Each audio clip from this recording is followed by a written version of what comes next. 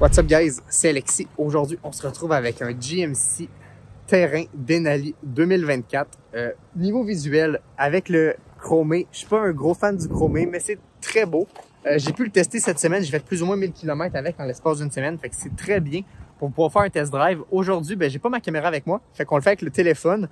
À vous de me le dire si ça fait la job honnêtement, parce que j'ai pu le tester pour vrai. Au niveau de l'avant, les lumières et tout comme ça, j'aime beaucoup. Je trouve que ça fait vraiment un beau style. C'est vraiment un 10 sur 10 à ce niveau-là. L'effort en bas, la caméra.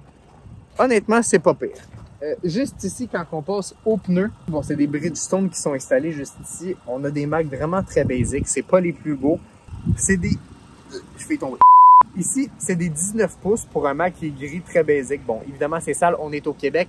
Je veux dire... La neige est plus haute que le pick-up et plus haute que moi. Fait que c'est pas si pire. On passe ici à l'arrière. On a deux portes. C'est du chromé. On est chez GM et on est sur Denali. Lorsqu'on passe ici à l'arrière, bon, très basique, je vous dirais. Ça ressemble à ça. GMC Terrain All-Wheel Drive. Et on va ouvrir la valise afin de vous montrer l'espace de stockage. Si ça veut bien ouvrir. Donc, me voilà juste ici à l'arrière. Je peux vous montrer. On n'a pas de roue de secours, mais on a beaucoup d'espace. Plus tout l'espace que j'avais, c'est un gros 10 sur 10.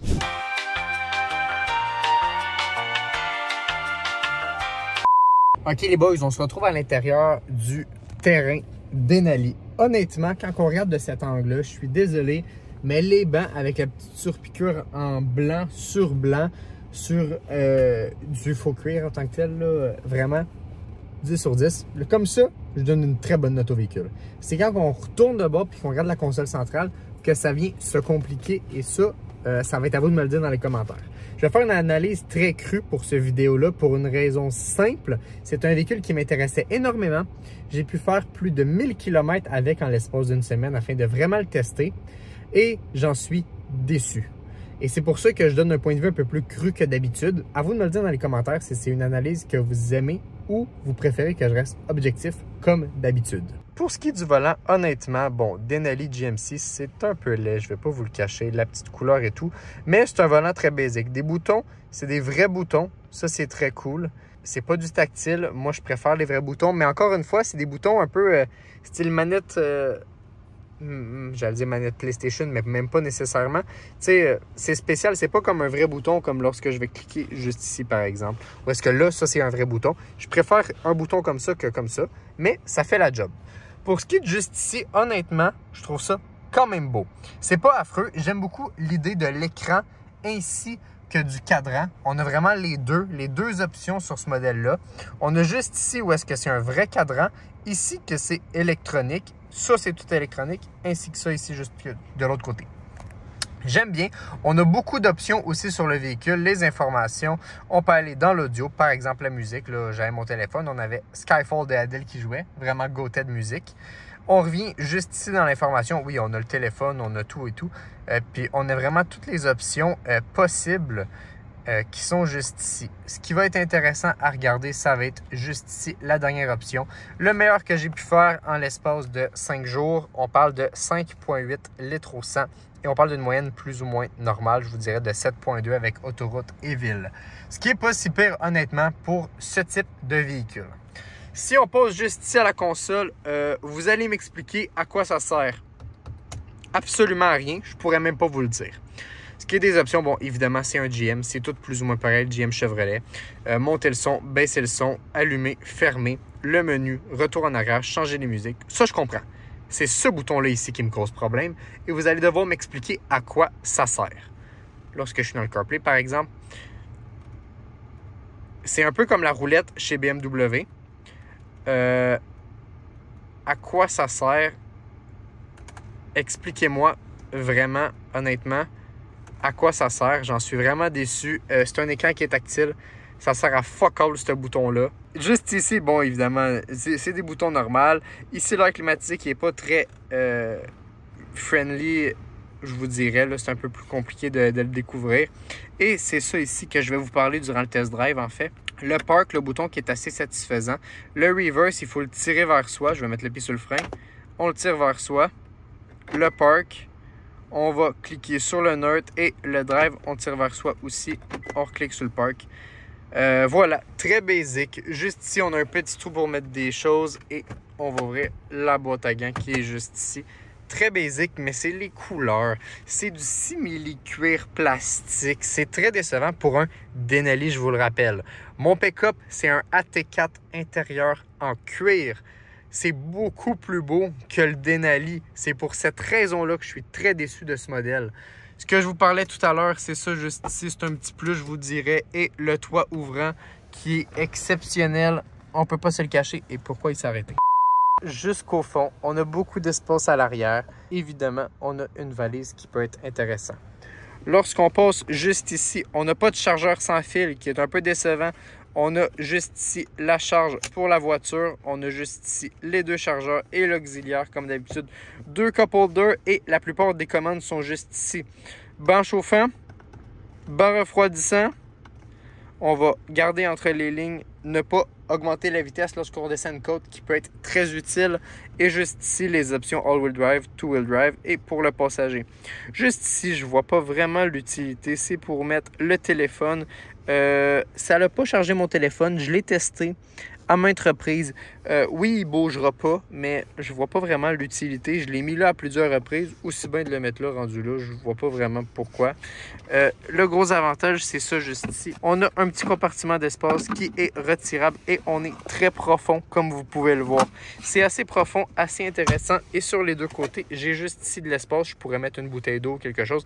Et j'ai la même chose de l'autre côté. Le seul gros défaut de ce modèle-là, c'est l'audio. L'audio pour des speakers qui sont des speakers Bose. Très décevant. Il a fallu que je joue énormément avec les settings audio. Donc, c'est le meilleur que j'ai pu trouver. Puis même encore là, c'est pas exceptionnel. Ça ressemble plus ou moins à ça. Je vous dirais, c'est ce qui m'a déçu beaucoup sur le véhicule, c'est l'audio pour un Denali. Pour ce qui est de l'arrière, je suis désolé les boys, mais j'ai énormément de place. Et là, c'est exactement comme ça que je conduis. On a beaucoup d'espace à l'arrière. C'est vraiment très cool. On est très confortable quand même. À l'arrière, on a quand même une bonne valise. Très confortable, très canté aussi. Ça, j'aime bien. Avec beaucoup de settings ici, banc chauffant et banc refroidissant à l'arrière. Bon, j'avoue, c'est un Denali. Il le fallait. On a deux petits espacements pour mettre des livres ou des trucs au besoin. Fait que, honnêtement, pour ce qui est de l'arrière, c'est vraiment un 10 sur 10. Je ne peux pas l'enlever. Et le petit bois ici qui donne un petit effet, bon, c'est un peu plus beau. Est-ce que c'est un 10 sur 10? Pour l'arrière, oui. Pour l'avant, pour l'informatique et tout, pour un Denali, je m'attends à plus. Bon, c'est ce qui va conclure notre intérieur de véhicule. On va se retrouver très bientôt pour le test drive.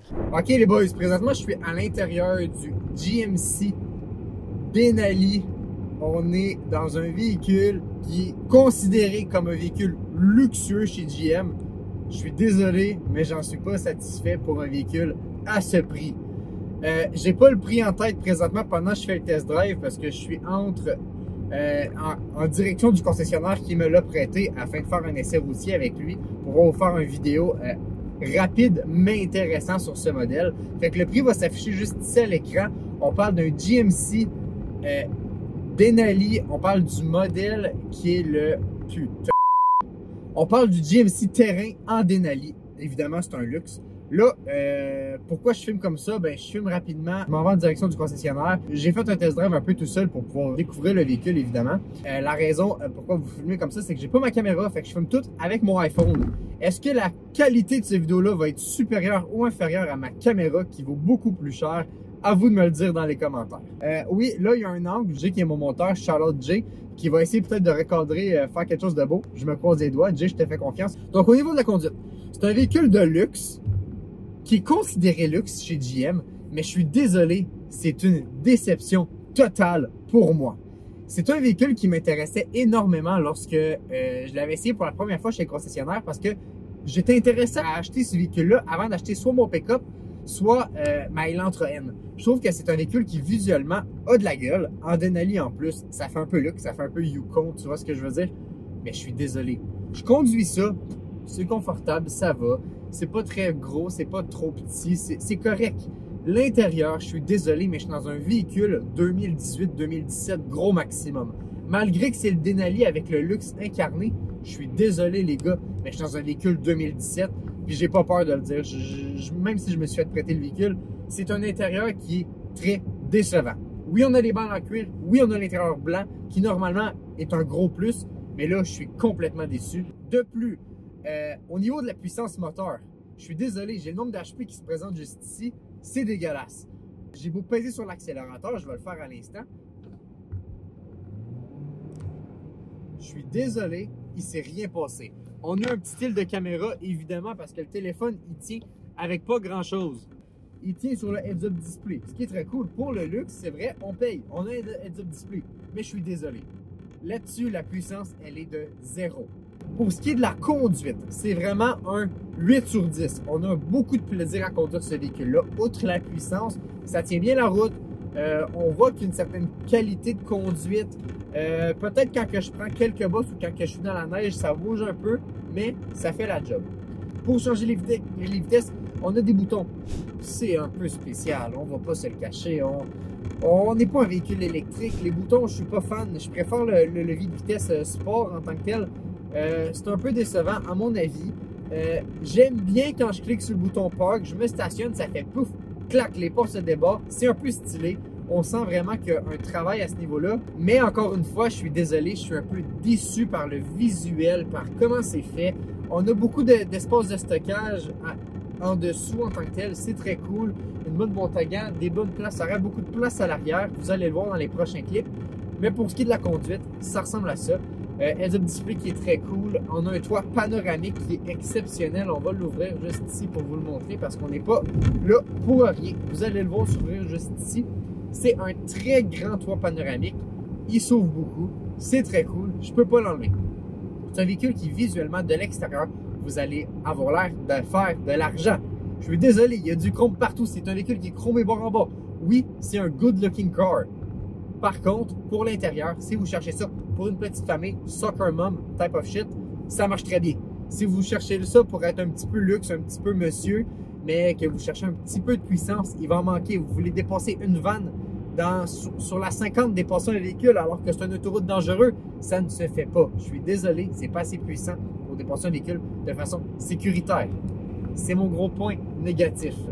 Grosso modo, c'était mon point sur mon test routier sur ce véhicule. J'espère que ça vous a plu. N'hésitez pas à vous abonner, à liker. On va se retrouver très bientôt dans 2 semaines pour une prochaine vidéo de qualité supérieure. Ça ne sera pas filmé au téléphone pour la prochaine fois. Ça va peut-être être mieux. À vous de me le dire dans les commentaires si les petits formats un peu plus rapides comme ça vous intéressent. C'était Moutmout. À la prochaine. Ciao, ciao.